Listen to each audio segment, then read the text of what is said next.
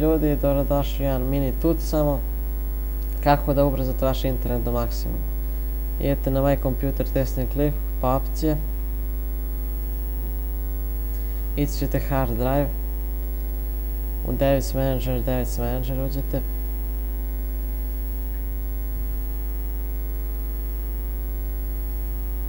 izbacit će vam više fajlova, idete na ports, meni izbacilo 2 porta, vam može više, idete connections port,